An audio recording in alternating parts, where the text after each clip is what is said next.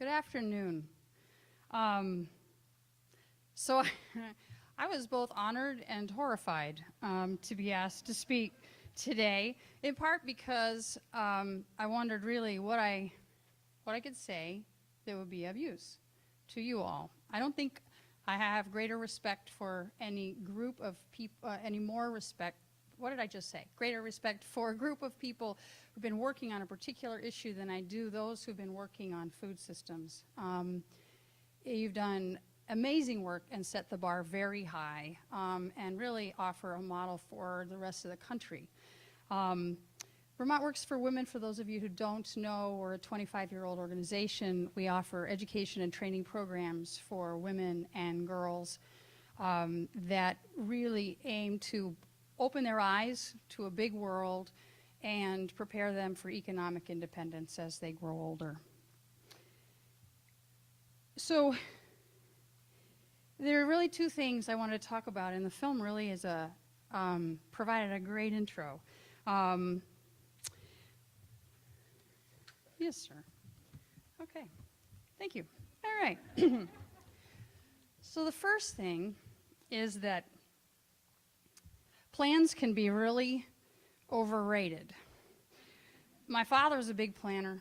He had a 5-year plan, a 10-year plan, 15-year plan. None of them ever were the plan that he followed, but one had to have the plan. And I was always very uncomfortable with that idea, but I thought it was just my laziness or perhaps a lack of vision. And over time, what I've realized, particularly in my work with Vermont Works for Women, is that the best experiences I've had, the richest ones, the ones that have been perhaps most challenging, but certainly have taught me the most, are those where I've had to let go of the plan.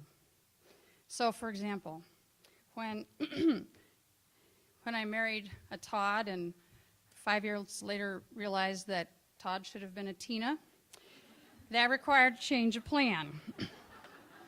I was happily employed and pulled The Headmaster, a book written by John McPhee about the headmaster of Deerfield, off the shelf. I read it in an afternoon and announced to my then husband that I was going to be a teacher.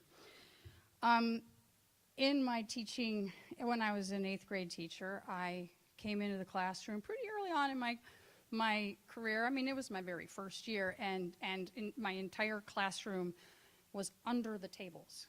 They all had gathered under the tables. So I had a choice. Do I call them back to their chairs? No. I went with the flow, and I went right down there, and we conducted one of the best classes we had that year.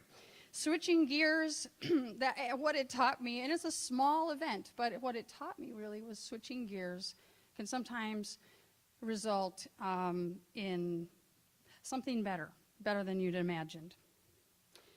So how this has played out in my own job, I just have a couple of examples. So in 2009, I got a call from Joanne Heidkamp, who had been with the Campaign to End Childhood Hunger. And she said, so we got all these child care centers, many of whom don't have the capacity to cook their own meals. You train women. Is there any way that you could imagine a training program in cooking that would also prepare meals for these child care centers? Well, for 20, at that time, 4 years, our training programs had been programs that prepared women for non-traditional careers: carpentry, electrical, plumbing, telecommunications, not food preparation, which, you know, in terms of the percentage of women, is not a non-traditional career. I didn't know, I did not understand, nor was I sure I wanted to understand the Byzantine world of CACFP meal subsidies. So I started the conversation a little tentatively, and with the help of people like Joanne and Doug Davis and folks at the Good News Garage and Head Start and Hunger Free Vermont, I mean, it really took the village, didn't it? We determined that this is where we needed to go. It forced us to change our mission statement, but it was more appropriate. We'd been working with women for a long time, and there were plenty of women for whom electrical, plumbing, carpentry wasn't a good fit, or wasn't their interest. And so there were a whole lot of women that we were turning away and saying, we really can't help you, but maybe these folks can. And maybe they did, or maybe they didn't. But as you know, many of you, once somebody sends you to another place, that person may disappear forever.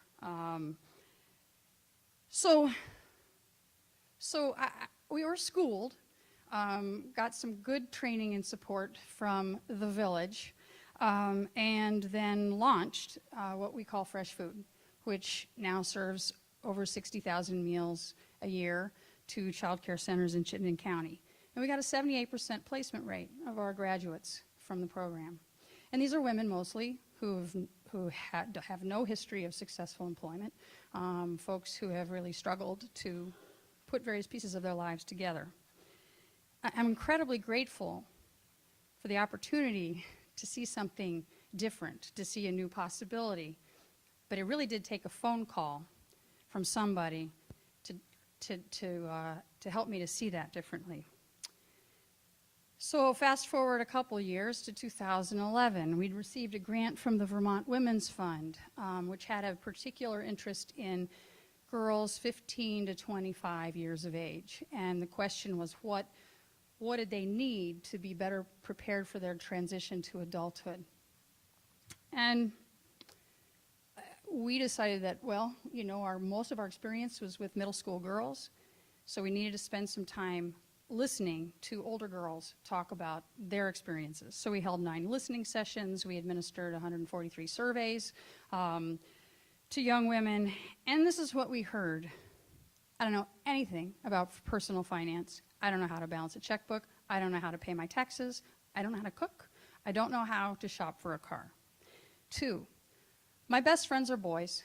They're not girls. I don't really have any allies, adult or peers that can support me in figuring out what I want to do with my life. They said, how am I supposed to know that I want to be an automotive mechanic if I've never even held a socket wrench? Well, indeed. How? And then the 4th point, which we had to kind of get by reading between the lines, is they really couldn't talk with a whole lot of precision, passion,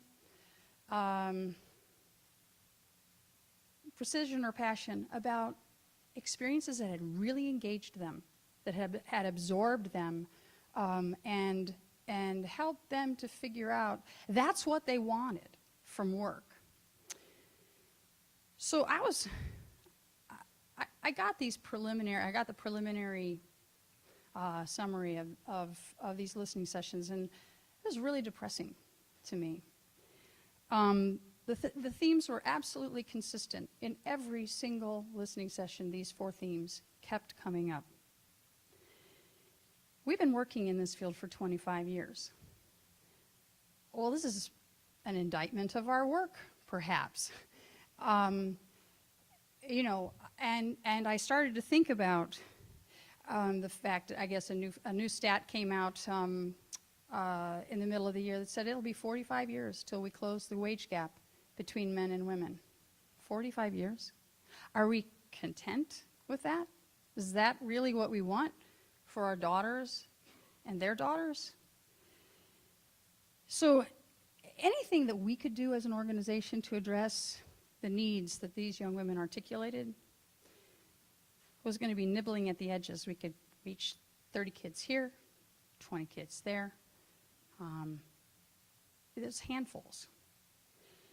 And so we were over budget, and we were late with our report to the Women's Fund.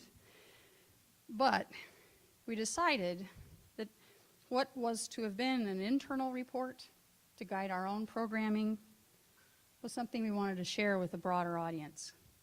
Because in part, what we realized is we need you all to change some of these things.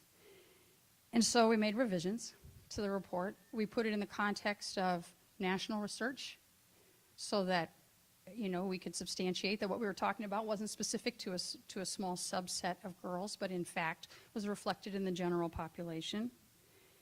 And then I started calling people from different parts of the state and with different circles of influence and asked them to serve on a task force with the idea, and their charge is to commit.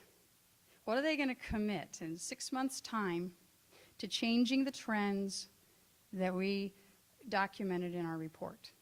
We've got bankers, we've got people in state government, we've got employers in STEM fields, we've got social workers, we've got higher ed. These 27 people have been asked, what are you going to do? And not just individually, but how are you going to use your circles of influence to change this? Well, I don't have a success story to share because we just announced this last week. But it makes me feel so much more hopeful because I'm not working on these things in isolation or alone. And these 27 folks have said, I am invested in this and I care about it as much as you do. And frankly, if some of the men on the task force talk about these issues as being important, they have a much bigger bully pulpit than I ever will. Because if it's important to them, you understand? It's what people expect me to say. Well, this issue of the task force and forming allies really leads me to the second idea that has really informed my work and my thinking about my work, and that's the importance of allies, both institutional and personal. A lot of you, I think, are extremely good. It's why you've done such great work at partnering with one another and reaching out to find who else might be able to support your work. I think that it's important, too, to think about allies in a personal sense. I collected mentors, really. I moved to this state, and I didn't really know anybody to take this job, and I had to make a lot of friends fast because they had things that they could teach me. I'd never done my job before. So, these people are people I continually go back to for advice. I had an incredible funder who would regularly call me about every 6 months and say, Tiffany, what can't you do that you really want to do? Well, now, how many people ever call you and ask you that? I mean, it never happened to me before, and it hasn't happened since. But this was really instructive to me. And I found myself trying to ask the same question of members of my staff, of the organizations that I would support financially. It's a great question. My 50th birthday was a year ago, and I determined that the way I was going to celebrate was to think about what people had taught me over my long life and let them know about it. And so I started writing letters. And I'm only about halfway through. I'm 51. I've put no time limit on it now. But it's been wonderful to then hear from my 6th grade teacher or my Girl Scout leader or the first woman who kind of mentored me through teaching. They really appreciated hearing that from me. I really liked being able to reflect on what they'd taught me. And they said that many of these folks decided that they were going to do the same thing and start telling their folks, which leads me to my final point. The girls talked about allies, as I said. There's one thing that you and I can do that can make a difference. In fact, the report that we issued assumes that some of the things that we outlined as issues can only be addressed by us as individuals, in terms of the conversations that we have with other people, in terms of being deliberate about reaching out to the young people in our lives and asking them questions, being curious about what their hopes are, supporting them, and telling them our stories.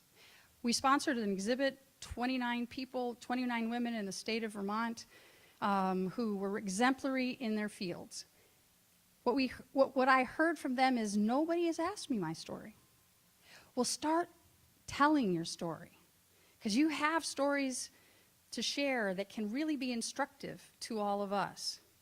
And reach out to the young people in your lives, nieces, nephews, neighbors, daughters, sons, and start asking them really clear questions about what they feel passionately about. And then if they can't answer that question,